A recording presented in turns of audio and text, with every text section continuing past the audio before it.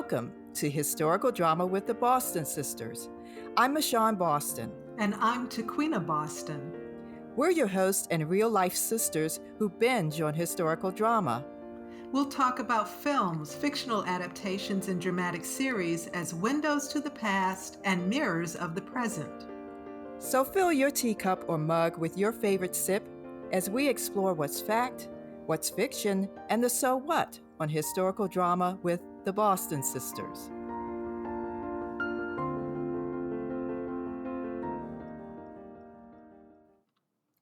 I'm Michonne Boston. And I'm Taquina Boston. Welcome to Historical Drama with the Boston Sisters, where we talk about historical films and dramatic series as windows to the past and mirrors of the present. Listen to past episodes and sign up for our newsletter on our webpage at michonnebostongroup.com/Boston Sisters to stay up to date on new episodes and bonus content. In this episode, we're talking with documentary filmmaker John Valadez about The Head of Joaquin Murrieta, the drama series on Amazon Prime that shares the same title as John's documentary that had its broadcast premiere on PBS in 2017. John Valadez is a Peabody Award-winning filmmaker and has received 2 National Emmy nominations. His body of work explores race, power, and identity through the Latinx experience. John grew up in Seattle, Washington, taught photography in India, and is professor of film, television, and media at the University of Michigan. Over the past 25 years, John Valadez has directed documentary films for CNN and primetime national PBS series, including Independent Lens and POV documentary series, and also Latino Americans and Latin Music USA. His most recent film, American Exile, which premiered on PBS in 2021, explores the deportation of U.S. military veterans. The film played an important role in helping to change national policy, allowing deported veterans and their families to return home. In his documentary, The Head of Joaquin Murrieta, John comes to the end of his longtime search and believes he has the head of the legendary Mexican outlaw, Joaquin Murrieta, who blazed a trail of revenge across California until he was caught and decapitated in 1853. John embarks on a cross-country road trip through history, myth, and memory to bury the fabled head of Joaquin Murrieta and discovers chilling parallels with his own family history. The action-packed Western drama series, The Head of Joaquin Murrieta, takes place in the time of the gold rush and the end of the U.S.-Mexican War. Juan Manuel Bernal plays a mischievous Joaquin Murrieta, a legendary figure also known as the Mexican Robin Hood. The paths of Murrieta and Joaquin Carrillo, played by Alejandro Spitzer, intersect in the middle of a violent misunderstanding. They end up joining forces to battle a common enemy, Harry Love, head of the California Rangers, played by Steve Wilcox. Rounding out the Joaquines cast is Yoshira Escarga as Demase, Emiliano Zorita as Casey, Michael Wilson Morgan as Father Christopher Kelly, and Becky Zhu Wu as Adela Chang. The series was created by Mauricio Leiva-Koch and Diego Ramirez Schremp and developed by Amazon Studios in Latin America and Amazon Prime and Colombian production company Dynamo.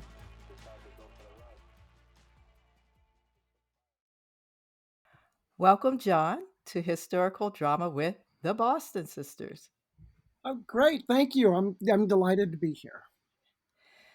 Where were you when you first heard the story of the real Joaquin Murrieta? What made his story stick with you to the point that you were ready to pick up and take a cross-country road trip and produce a documentary about it? Well, I'm not sure when I first heard about Joaquin Murrieta. I remember when it's probably around the time I was in high school or college because Joaquin Murrieta actually became an icon of the Chicano movement in the 1960s and 70s. There's a filmmaker named Luis Valdez who was involved with the farm worker movement with Dolores Huerta and Cesar Chavez. And he had done a film early in his career that was based on a poem written by an activist during that period.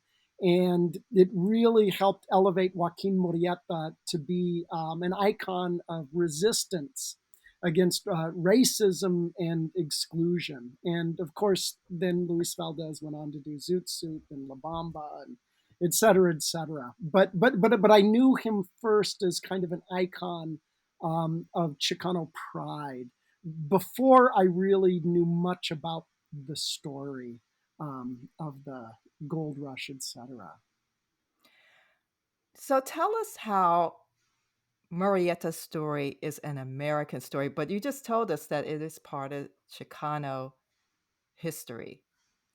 Yeah. He certainly became an icon of resistance against racism and oppression and exclusion.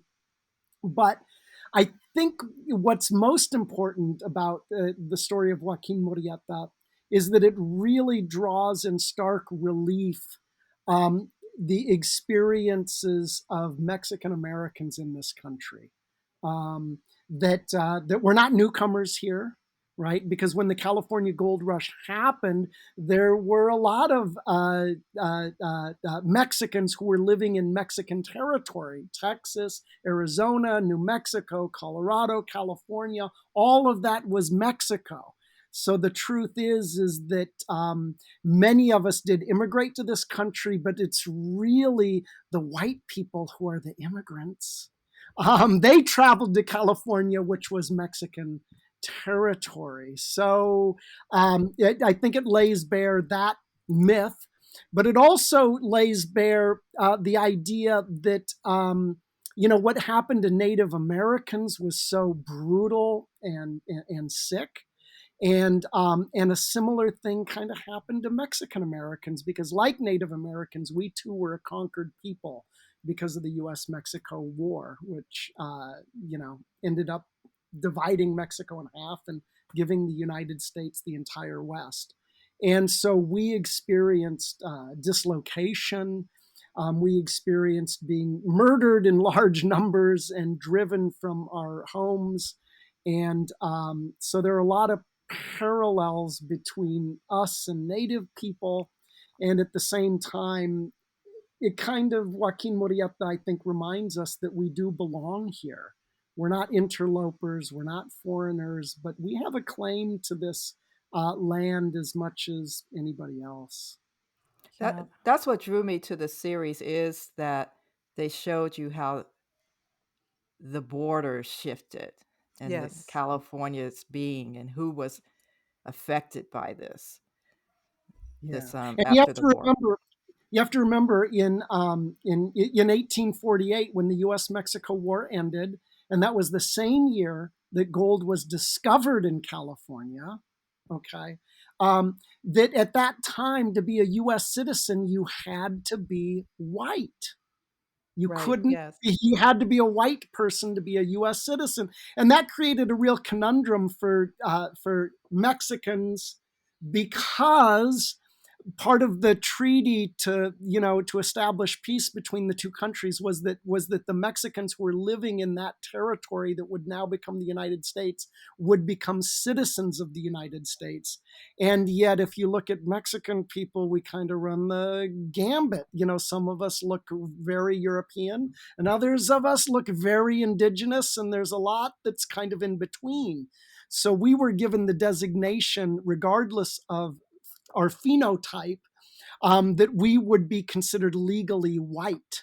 So on paper, all Mexicans who are now Mexican Americans are legally white, and yet, we were really citizens in name only because we were never really treated equally to other white Americans. So, and that I think begins to explain a lot about, racism, in the United States, and the position that Mexican Americans would inherit and what we would struggle with in the ensuing decades. Yeah, and this is the complex history that, as I recall, in my public school years, was never talked about. We learned about the gold rush as this time where people were flocking to the West to make their fortunes, and all of the folks that are in this series and that you also talk about in your documentary, Native peoples, Mexican Americans, and even the Chinese were invisible in the history I was taught. So tell us a little bit about how were you taught history when you were in school in Seattle? And I know they're probably adult children now, but history is part of the curriculum. What were they taught something different, or what's changed, what's stayed the same in terms of how history is taught about that time period and the folks who inhabited that part of the U.S.? Oh boy. Unfortunately, I went through my entire educational career and I don't recall even hearing a mention of Mexican Americans in that, in my entire educational experience. It was as though we were phantoms of history, as though we were Mm, ghosts. We didn't exist. And that absence, I think, led me and my other young colleagues in school to begin to believe that Mexicans, well, were losers, that we really hadn't contributed to the development of this country in any meaningful way. We hadn't, explored the geography of this land. We were not the great inventors. We were not the captains of industry. We were not the great artists or poets, etc. And so we were kind of nothing, because of that absence. And of course, that's absolutely not true. In fact, much of American history unfolded the way that it did because of our contributions. I mean, all of those places, Texas, New Mexico, Colorado, California, those are Spanish names. yes. The geography has the imprint of Montana. Yeah. yeah, San Diego. I mean, Austin, whatever. Well, not Austin. That's Stephen F. Austin. Anyway, but so the California Gold Rush was, I was taught history as a kind of an East-West affair. Right, Mm, history yeah. began at this string of little colonies, huddled along the eastern seaboard, and it slowly moved west. The Homestead Act and Lewis and Clark, and until westward expansion and manifest destiny created a nation of continental proportions. And I suppose that's one way of looking at history, and it's not that that's not true.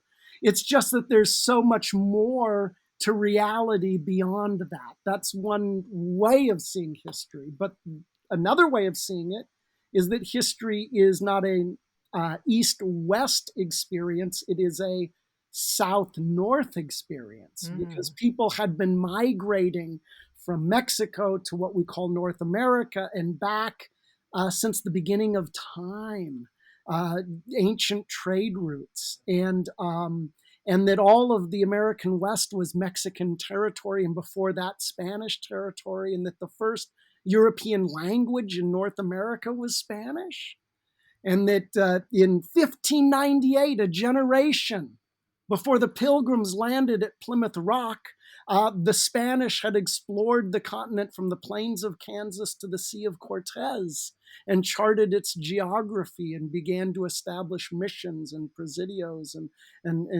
all of that is an incredible part of our history that's vibrant and alive today. yeah. Um, so yeah, there are a lot of blind spots that I, growing up, began to see as sort of self-serving, Hmm. and I began to see a lot of it as just kind of distortion. Yeah. But you have to understand that when gold was discovered in 1848, the first people to go to the gold fields were the people who lived nearby. So the first miners in the California Gold Rush, Native Americans, some Europeans and American citizens who had, established themselves on the frontier, but mostly it was Mexican citizens, Californios, as they called themselves. And they were really the first miners to start taking gold, out of the ground. And then the second wave came from northern Mexico for two reasons. One reason is because of geography, it was just closer. They got word of the gold before the people on the East Coast because you didn't have to go as far. And the people in Sonora were miners. That's what they did.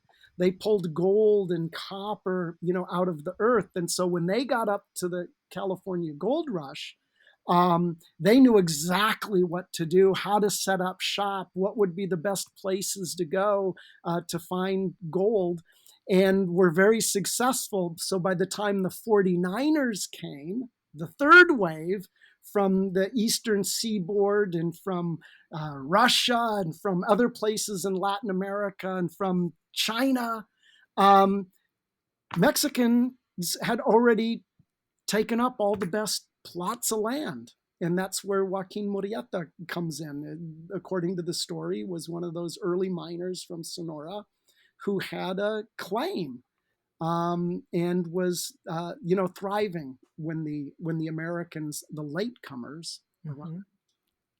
Yeah. So did your children learn this history? Did they learn anything about the Mexican American contributions to US history when they were in school? Are you aware? Or did they come home and say, Dad, guess what they said today? No, they learned nothing. They learned it from me because I'm a crazy Chicano filmmaker, but but no, they didn't get any of that. I mean, nothing. So yeah. So while much has changed, at the same time, sometimes it seems like not much has changed. Yeah, Yeah. yeah. And we love hidden history or the invisible erased history because I learned some years ago there was actually a black underground railroad that went from the southern states into Mexico. And you can still find remnants of those escaped formerly enslaved people in communities in Mexico, including some of the songs that made their way across the border. And also learned that the first African presence in this hemisphere that's documented, of course, was in Mexico before Jamestown. So there's such a rich history that I'm always excited to learn about and wish that they had taught it in school because then maybe I would have been more interested in history. But back to the your film and the series, what were your thoughts when you found out that there was a series that had the same title as your documentary that preceded that series on Amazon? Well, for about 2 seconds, I thought I should sue. Copyright. What the hell are they doing? These knuckleheads getting in on my territory. And then I thought about it for a second and I thought, well, gosh darn it. There are a lot of actors and directors and writers and cinematographers and sound people who are getting jobs and are able to explore history and tell a historical drama. And I just thought, nah, you know what? Let them. They can do whatever they want. I'm kind of happy that that other artists are finding ways of finding self-expression through historical drama. And so then I thought, I'm just being cranky. Let us rejoice, and we'll call it a common victory. Yeah, you could. This brings attention. That's how we found you. It's all good. It's all good. John, another thing we found to find you was an interview on this public affairs series from Terrace in 2016, and that was produced by public media station KRWG in New Mexico. And in that interview, you said, no racial or ethnic group has a monopoly on great stories about our history and the making of this country. What drew us to this Western on Amazon is it tells a story from perspectives of people of different ethnicities and races, the whole hue of Mexico, Mm. hues of Mexico. And in early Hollywood Westerns, which you also touch on in your documentary, Mexicans, Chinese, Native Americans are the villains or the background or the comic relief. What does including these stories, I'll say these stories, into the story of the American West tell us about the making of the United States? So can expand on that. What are the benefits of telling these stories? Well, I think the biggest benefit of telling history from multiple perspectives is because, number one, it's true. There are multiple different kinds of people who had different kinds of experiences, and if we're just hearing, sort of, one cultural experience, we're really not. I don't know if that's really. It's a slice of history, but it's not history as it was. The other thing is that when multiple voices are not included, what tends to happen is you get a vision of the past that will inevitably tend to glorify white accomplishments. And there are some wonderful white accomplishments that should be glorified, but it can easily fall into distortion and white supremacy and just all kinds of things, like what I was talking about when I was a kid. That we hadn't made any contributions. Let me give you an example. Okay, when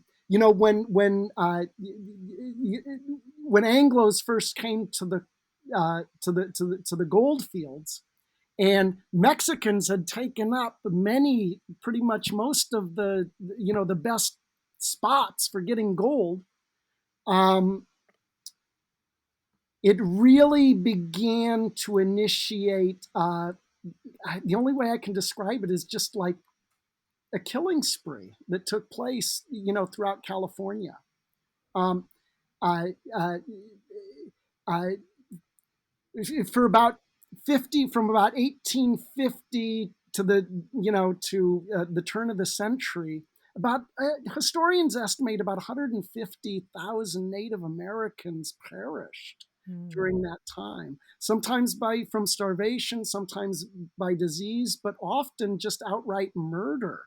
They were cleared out, and it was legal to enslave Native people. So a lot of Native women were forced to work in brothels, and children as well. Many municipalities, including the state of California, had bounties for Indian scalps. It was $1 for a child or a woman, and it was $4 for an adult male. And so people made a pretty good living from collecting Indian scalps, which of course then you had to kill the people. Well, what is the difference between an Indian scalp and a Mexican scalp? I mean, they look the same. Okay.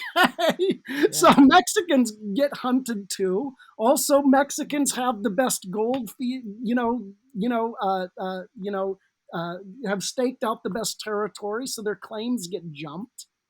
And then, of course, Mexicans retaliate, as do Native Americans.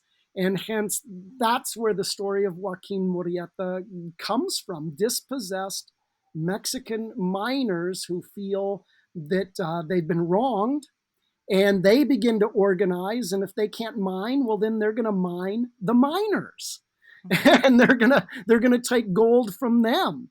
And it just became a huge mess. The modern barrios in California that we know of today, places like East LA or the Mission District in Santa Barbara, in San Francisco, right? These were formed because Mexicans fled the gold fields in fear of their lives, were driven out, and so they huddled into little communities for their own protection.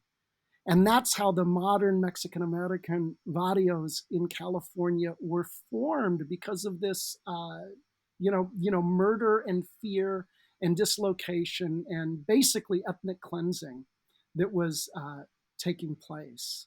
So it was a really, really uh, uh, sick time in our history. But, it's true, and we should talk about it and understand it, and that's really important.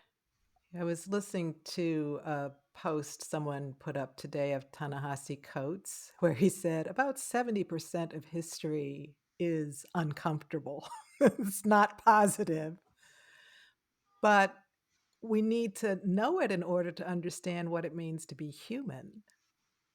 Yeah, all right. Because We recording? This is good.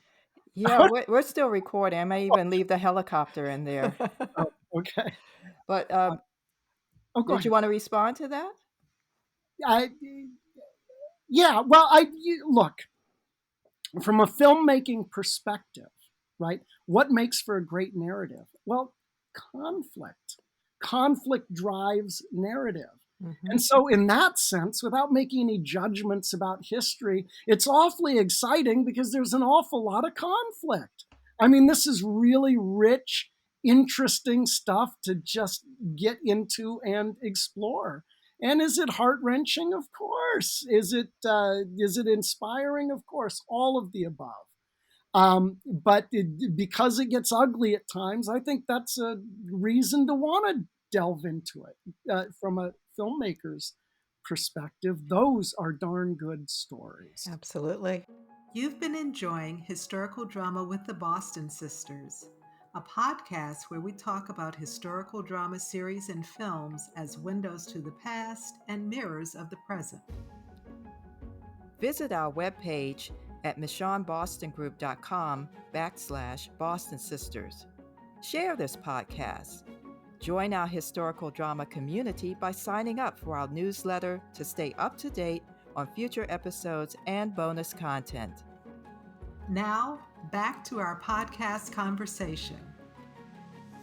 One thing I like about the Amazon series is that they put it in the Western genre. Westerns are the true American genre. We were watching those because I used to it's not my number one go-to, but it was one of the few places where maybe I would see a person of color, a native. But then the depictions, it kind of made me Cringe. tune out. So Yeah. I became very selective about westerns, the ones I would see, and I have some favorites, definitely. Um, and that's the principal reason I was drawn to this one, was because of the multiple stories that it was telling about that time in California and the gold rush, and it was just debunking everything that I had been taught in school about that history, and the Alamo. Let's throw that in there as well, Right. which you Yeah. discuss in your documentary. But another thing you may not know about me, John, is that I'm a playwright Mm. when I can't be one. Yeah. And I wrote a play about Ida B. Wells and the catalyst that brought her into the anti-lynching movement, using her journalism as her weapon of choice. And for our listeners, she was a journalist in the late 19th century, and she began investigating and writing about the lynchings of African Americans in the South. And she found that the accusations of rape of white women by Black men were fabricated, and also were designed to intimidate and disenfranchise African Americans who were starting businesses, owning property. Who has been collecting the stories around the lynchings of Mexicans Americans in Texas, California, as you talk about in your documentary? And really perplexes me. How is it that we still have a hanging tree as an official landmark in Texas, with businesses carrying the hanging tree name, at the same time that there are bans on teaching the racial history of the US in public schools? I don't know if that's irony or just kind of bizarre. It's I think it's a form of mental illness is what it is. I mean, yeah, the Hanging Tree Restaurant. It's almost as though extrajudicial killing has become kitsch, if you can imagine such a thing. But yeah, no, that's true. In fact, in proportion to their numbers, Mexicans were lynched in the West as often as African Americans were lynched in the South. And that's according to the data that we have. I mean, surely there were more Black people lynched in the South than we really will ever know. Same with Mexicans in the West. But this is really has come to light fairly recently. There's a book called The Forgotten Dead, written by two scholars, one out of Rutgers University, and the other guy is a British guy from the UK. And they, in that remarkable book, went through newspaper articles from the 19th century and through death records and criminal court proceedings in small towns across the West, just decades of research in order to uncover this. And God bless them. I mean, geez. Just a monumental work of scholarship. But that's how we know, is because we're now beginning to get more scholarship on Mexican Americans, when previously,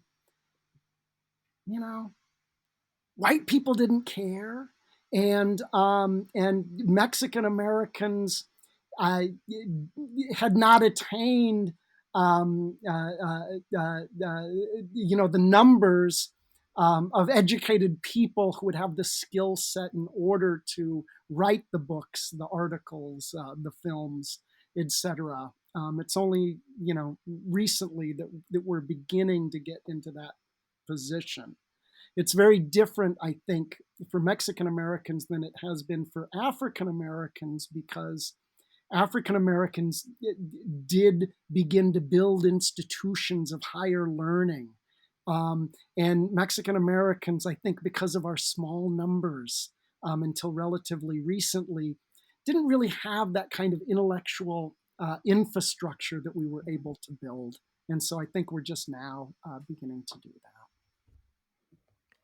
We were also intrigued by this series because the characters in it are not passive victims. It's not just what was done to them. They want justice for the transgressions that have been committed against them, whether it was seizing their land or murdering families, exploiting their labor, lynching people for minor offenses or just because, which unfortunately is also a familiar story. Um, and yet, we have the Anglos characterizing the Mexicans, the natives, and the Chinese immigrant peoples as outlaws and savages when they were seeking retribution.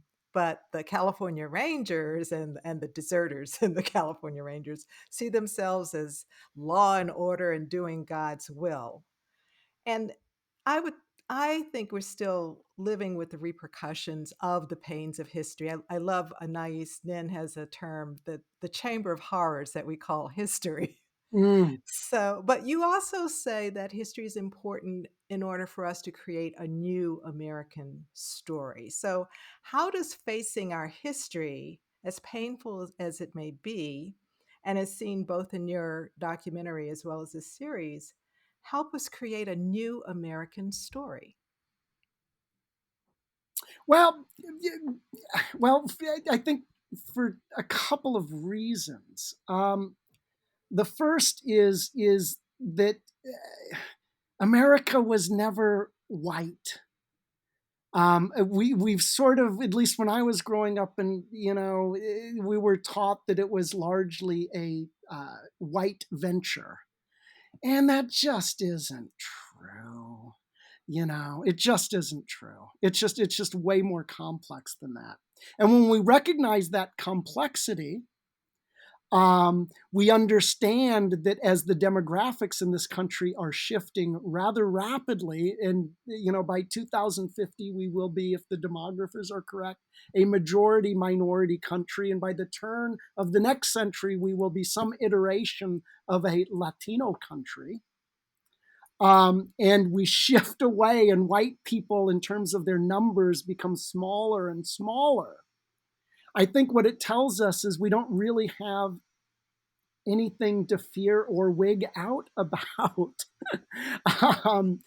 We've all always been here. As much as we've fought with one another, we've also made love. We've also made families. We've also made community ties with one another. And that's another part of the story, right? Mexican Americans are what we call a mestizo people, which means we are a combination of European blood and indigenous blood. We're neither this nor that. We're sort of everything thrown into the pot. And isn't that really the story of America? I mean, if you really look at people's DNA, I think you're going to find that we're all far more connected than we ever imagined, and that we are intimately, historically bound to one another, tied together in ways that can never really be unbound. Um, uh, uh, uh, uh, Black people actually are kind of Latino, and white people are actually kind of Black, and Latinos are actually kind of Asian. We have all this mixing on all these different levels, whether it's our language or our customs or our phenotype or the food we eat. We've always been completely mixed up with one another. And the sooner we recognize that fact and celebrate it and just, and go with it, I think that the sooner, the happier we're all going to be, because it's just the truth. And it's actually a darn good thing. So while history is a chamber of horrors, this is true, it's also a chamber of love and celebration and community. Both of those things are true, and I don't want to,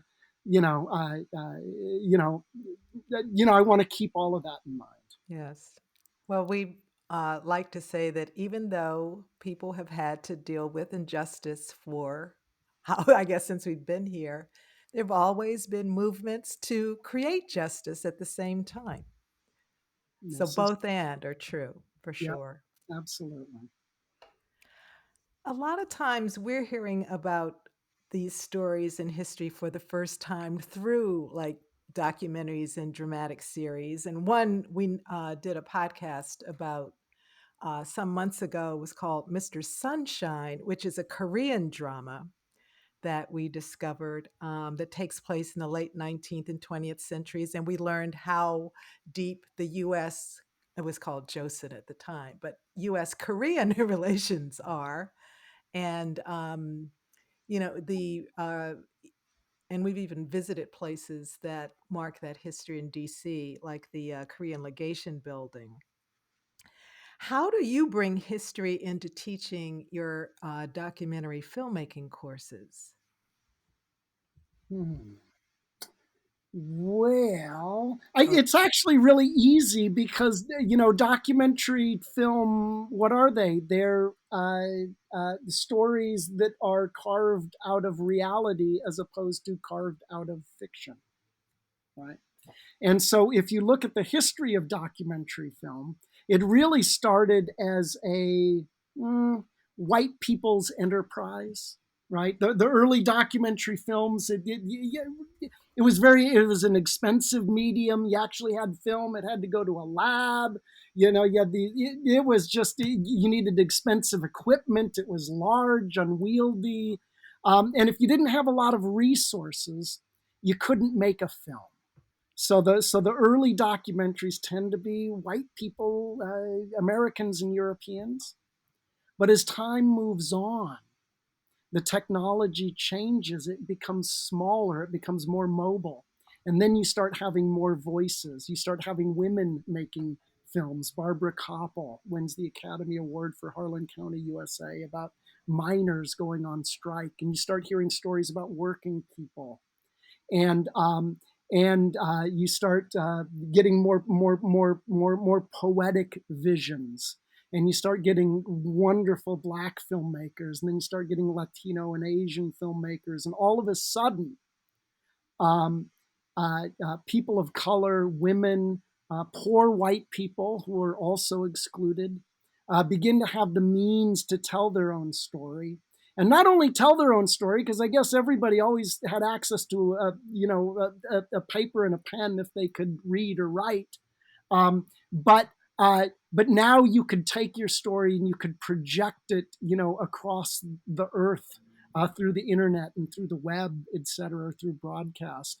And what ends up happening is that we start getting a cacophony of voices that brings a tremendous amount of nuance to our history, because people are telling the histories that they have lived or they've learned or that grow out of their community. And it's just got to be one of the most beautiful things you could ever imagine. I think it's the equivalent to the to when the drum press first started making newspapers for mass consumption. It's one of those moments, and except here everybody has the possibility of being literate because it's images and sound. As long as you can get a computer, which can still be a challenge for some, but even that's becoming less and less expensive as time goes on. So it's a kind of democratization that's taken place, and I think it's really an accelerant for social justice and for spanning divides of difference and finding new connections for positive change and understanding. Because if you're not exposed to something, you just might be ignorant because you just never knew. And that happens a lot too. I want to, for our listeners who want to see both the dramatic series, The Head of Joaquin Murrieta, and John Valadez's documentary, The Head of Joaquin Murrieta, I just want to make a note for those of you who are going straight to Amazon Prime for the dramatic series that it is rated 18 plus, mature audiences for violence and other content. So there's an advisory on there. But you don't have that issue, John. So where can people find your documentary now? And tell us what you're working on today if you want to update us on. Oh, okay. Well, in terms of the documentary, I can send you a link and people can go to your website. How about that? That works. Yeah, Excellent. that's what. So I'll send you a link, and any listeners can check it out there. What was the other part of the? What are you doing now? What are you working on now? Oh, Anything you want to share or? oh yeah, definitely. So I'm working on a 5-hour series called The Latin Lens. It's a history of Latinos in American cinema. But what it really is, Ooh. right? Oh, okay. You'll be What it, back. all the stars and glitz and glamour, that's all in there. But what it really is it's the story of race in America told from a brown perspective, through the Hollywood experience. What you have to understand is that when Hollywood first started, one of the first genres that took off across the country and became enormously popular in the teens, right, were the greaser films. These were a series, a genre of films that was produced, including by D.W. Griffith, and we can get to that in a moment. But the greaser films, and they had title. So the word greaser basically is a pejorative term for Mexicans, Mm-hmm. meaning shiftless, untrustworthy, prone to criminality, lascivious, that kind of thing. Anyway, So, and they had these titles, The Greaser's Revenge, The Greaser's Gauntlet, Bronco Billy Meets the Greaser. I mean, they even had that in the title. And all of these films kind of followed a similar formula, which was there was some Mexican guy in town who commits some kind of transgression, often against a white woman. And so then Bronco Billy or some other cowboy has to go take care of business. And at the end, the Mexican gets lynched. Okay. Sounds familiar. So this was it. This was in the teens. And so why did this develop? Well, we had just had the U.S.-Mexico War about 50 years earlier. There were, they needed, you need heroes and villains in movies, and it's a white audience, so Mexicans probably aren't going to be complaining.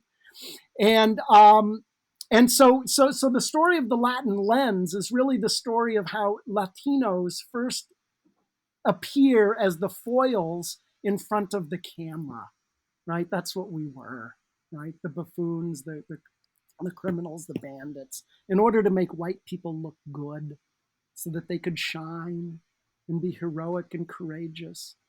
But over the next 100 and something years, Latinos go from being the foils in front of the lens to increasingly being the creative force behind the camera.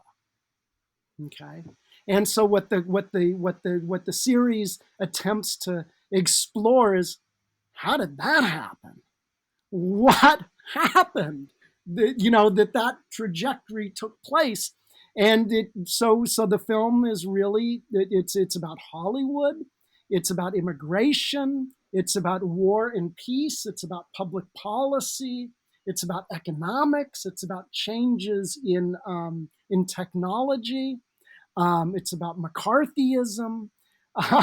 It's about all of those that you have to understand something about all of that to see how the dynamic plays out.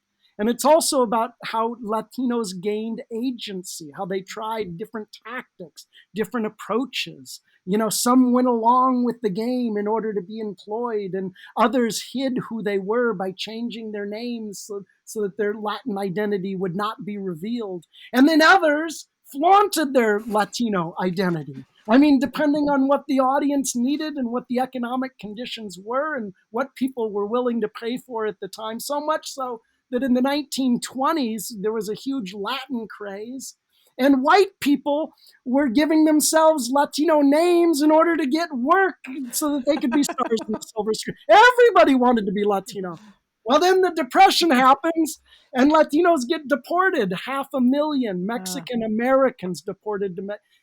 So that's what the series is about. It's about American history, and it's about that wonderful and horrible trajectory that Latinos have, how they've invented and reinvented American mythology and recrafted it for a new vision of who we are. And so that's what the story is. It's more than just about Hollywood. It's about who we are as a country, I think. Yeah, we'll certainly be excited to see that series I when it can't comes out. wait. Wow. Wow, I wish you were on some big funding panel. Because now I got to raise the money. So that's the other part of it. But I think it's a great project because not only does it reveal something about who we are, but it also it does it through the mythology of Hollywood, which is so exciting. And yeah, and I think you can really see how our conception of ourselves has changed over time and how Latinos have played a critical role in recasting what America is, but also what America ought to be. So, yeah, it's really exciting.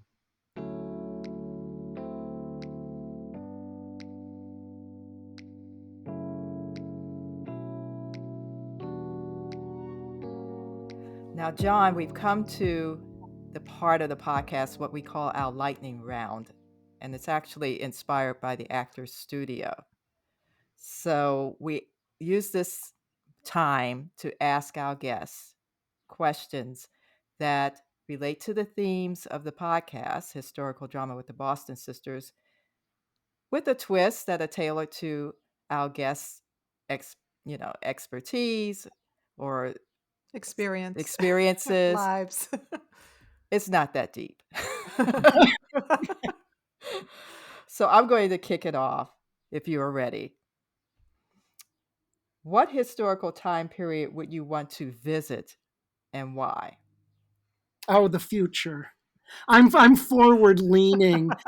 I think there's a chance it can be absolutely apocalyptic and cringy and terrible, but I kind of suspect, because I'm an optimist, that it's going to be really exciting. So yeah, I'm for going into the great unknown. All right, create the history. Yeah. John, you revealed in your documentary that you know something about your ancestry, your ancestors. Which of your ancestors would you like to meet, and what would you talk to them about? Wow, that's really That tough. one's deep. Yeah, that's really tough. I think, honestly, I would not need to go too far back. I think I would have liked to have spent a little bit more time with my grandparents. Yeah. Um, not quite as much time. And of course, when you're a little kid, you don't think of all the things that you would like to ask or know about as an adult. And the reason why I say not that far back, because look, the further you go back in time, this is just in my mind, right? You have two parents, then it's four grandparents, then it's eight, then it's 16, then it's 32, then it's 64. I mean, you go back far enough, you have 10,000. You're like related to everybody. We're I all mean, cousins. I mean, right? Yeah. So kind of like it becomes so diffused that it could be, anything, which is kind of cool in a way. But I think knowing more about the Mexican American experience, because my grandparents were migrant farm workers, right? Um, and to know more about that experience, because I always try to keep that in mind. I mean, look, I make films. How gosh darn lucky is that? How many people get to do that? I'm a college professor. How many people get to I hang out with young people and we talk about movies all day? That is like such a blessing, you know? Yeah. And so I always try to keep in mind and remind myself when I see what's going on at the border, or I see people who are homeless, or I see people who are struggling, or can't pay the rent, or are in some kind of dire circumstances, I always remember that the only thing that separates me from them is the thin veil of time. We are the same.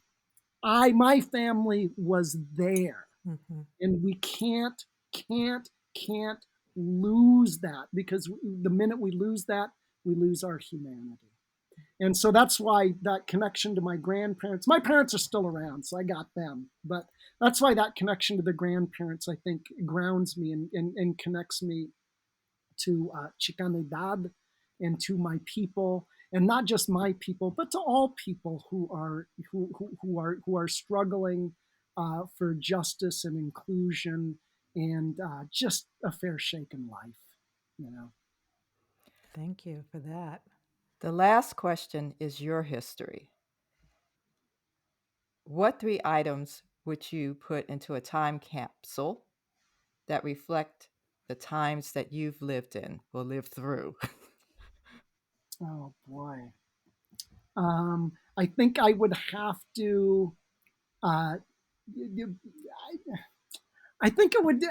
The only thing that it would really be, I think, would for me would be maybe my films. That's kind of who I am. I mean, I'm tempted to say something family related, but nothing's, coming, to my head right now. But I think the films. Listen, this is the way I think about film. Okay. I think when I'm making a film, I think about the audience today, and that's real important, of course. But really, the big picture is when you make a movie, you're creating a little time capsule and you're lobbing it into the future because those films are going to be there 10, 20, 50, 100, 2,000 years from now, who knows? And it's going to remind people we were here. This is what happened. We contributed. We were jerks. We were lovers. We were fighters. We were kind. We were selfish. But you know what? We helped build this country. We helped build American democracy, and we are part of the legacy, so that those people who look back will not be in the same position ever again that I was in when I looked at history and I said, where are the Mexicans? They will never have to answer that question again. It will be there and it will be indisputable. And that's the gift I hope to give. The 8-part drama series, The Head of Joaquin Murrieta, is available on Amazon Prime. Fees may apply. You can watch John Valadez's documentary of the same title for a limited time from a link on our website. Go to the webpage for this podcast episode at michonnebostongroup.com/Boston Sisters. We invite you to share this episode of Historical Drama with the Boston Sisters with someone you know who would enjoy the conversation. Subscribe to Historical Drama with the Boston Sisters and enjoy past episodes wherever you listen to your favorite podcasts. Sign up for our newsletter to stay up to date on future episodes and bonus content. You can write us at podcast@michonnebostongroup.com. Like and share Historical Drama with the Boston Sisters on your social media. This is Michonne Boston. And this is Tequina Boston. Thank you for listening.